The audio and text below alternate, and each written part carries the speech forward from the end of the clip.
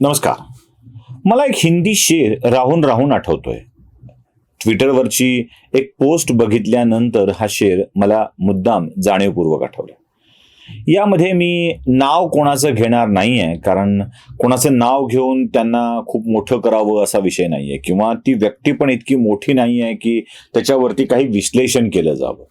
कोणी मोठ्या व्यक्तीच्या विधानावर मी बोलत नाहीये, फक्त अशा व्यक्तीच्या विधानावर बोलतोय ज्याच्या निष्ठा प्रेम एकाच्या चरणी वाहिलेलं होतं, विचारधारेशी जोडल्या गेलेलं होतं. तिथे होत असलेले बदल मला जराशे अस्वस्थ करणारे ठरले, म्हणूनच मी हा विषय मांडायला आलो. तो शेर असा आहे, वापस ले आया मेरी चिट्ठी डाकिया, वापस ले आया मेरी चिट्ठी डाकिया, बोला पता सही है मगर लोग बदल गए. सही है, लोक बदलले की अशी स्थिती येते. पाठवलेली सगळी पत्र योग्य पत्त्यावर तर गेली, पण त्या पत्त्यावरची लोक मात्र बदललेली होती, त्यांच्या भावनाही बदललेल्या होत्या. आता एक ट्विटरवरची पोस्ट दाखवतोय, जरा बघून घ्या. ही फेसबुकवरची पोस्ट आहे.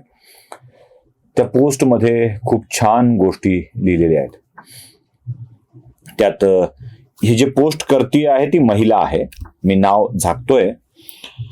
उबाठा गटाच्या म्हणजे उद्धव बाळासाहेब ठाकरे गटाच्या या स्वयंघोषित प्रवक्त्या आहेत, आणि त्यांनी आपल्या पोस्टमध्ये यशवंतराव चव्हाणांचं कौतुक केलेलं आहे.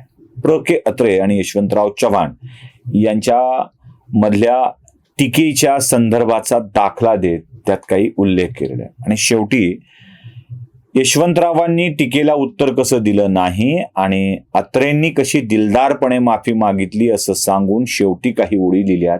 आणि त्यात दिलंय की आजचं राजकारण कसं झालंय, तर आजचं राजकारण हे खंजीर, कोथळा, एकमेकांना शिव्या घालणे, अश्लील शिवीगाळ करणे यावर आलंय, असा त्या एकूण ओळीचा अर्थ आहे.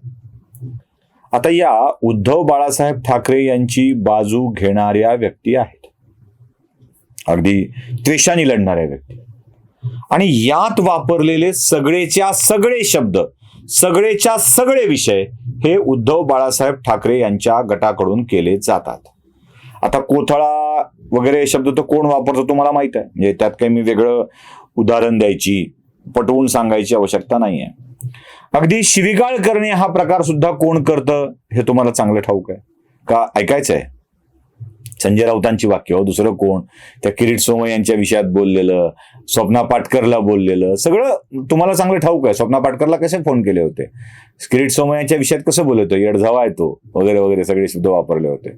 आता त्यातल्याच पोस्ट मधलं एक वाक्य मी तुम्हाला ते जे आहे लिहिलेलं तिथे शिवीगाळ करणे ते दाखवतोय, आणि त्यासोबत ही वाक्य ऐकवतोय. ऐका. रेकॉर्ड बोलतोय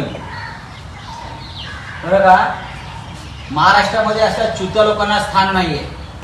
ए भोसडीचे गाबात मादर चोत फोन ठेव, फोन ठेव का फोन मादर चोत फोन ठेव. नाही असं का छानपणा करायचा नाही.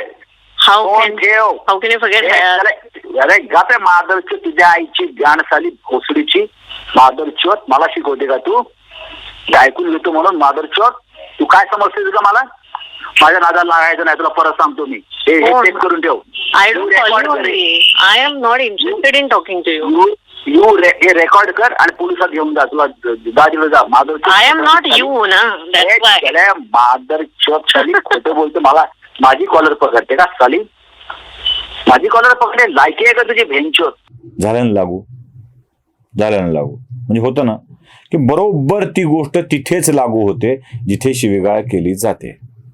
म्हणजे आता आपल्याकडून, आपल्याच लोकांच्याकडून शिवीगाळ केली आहे हे सुद्धा मान्य केलं जात आहे. बरं, हे आत्ताच घडलंय असं नाहीये, याआधी घडलंय. याआधी काय घडलंय? याआधी यांनीच पोस्ट करून पोटाचा प्रश्न महत्वाचा की विचाराचा महत्वाचा हा प्रश्न विचारला होता. म्हणजे जगण्यासाठीचा संघर्ष, पोट भरण्यासाठीचा संघर्ष महत्वाचा समजावा की विचारधारा महत्वाची समजावी, आदर्श महत्वाची समजावीत, हे विचारलं होतं. याच महिलेने पोस्ट करून ते विचारलेलं होतं. म्हणजे कुठेतरी पोटाच्या संबंधाने प्रश्न बाकी होते. आणि माझा दावा आहे की पोट खूप महत्वाचं असतं, खूप महत्वाचं असतं. माणूस सगळ्याच गोष्टी पोटासाठी करत असतो हे सर्व श्रुत आहे. म्हणजे माझं अगदी तुम्ही माझ्यावर टीका करणारे लोक सुद्धा म्हणतात की यातून 4 पैसे मिळतात म्हणून हे तुम्ही काम करता. खरं आहे, अगदी 4 पैसे मिळतात म्हणूनच प्रत्येक जण काम करत असतो. पण या 4 पैशासोबत आणखी एक विचारधारा जपल्याचा आनंद देखील मिळत असतो. आणि तोच आनंद जेव्हा तुटायला लागतो, मिळत नसतो, तेव्हा मात्र याच्याविषयी चर्चा सुरू होते. म्हणजे दुसरा एक शेर मी सांगून टाकतो, टूट कर चाहा था जिसे हमने तोड कर रख दिया उसने हमें. टूट कर चाहा था जिसे हमने तोड कर रख दिया उसने हमें.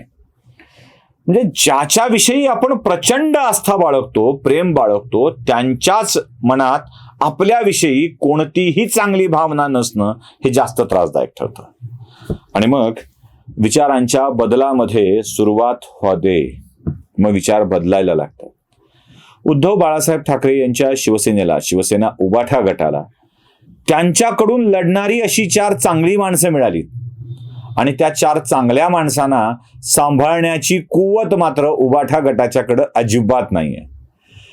ते महाराष्ट्राला सांभाळण्याची चिंता करतात, पण स्वतःकडून काय काय सांभाळलं जातं याविषयी त्यांना जरा प्रश्नच विचारला पाहिजे.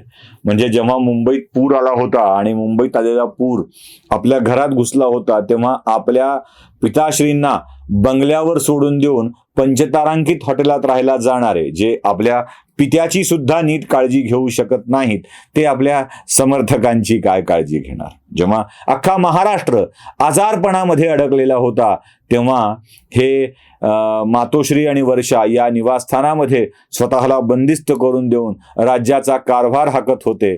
ज्यांना महाराष्ट्राची चिंता, म्हणजे माझे कुटुंब माझी जबाबदारी असा संदेश महाराष्ट्राला देऊन ते मोकळे झाले, ते आपल्या समर्थकांची काय काळजी करणार.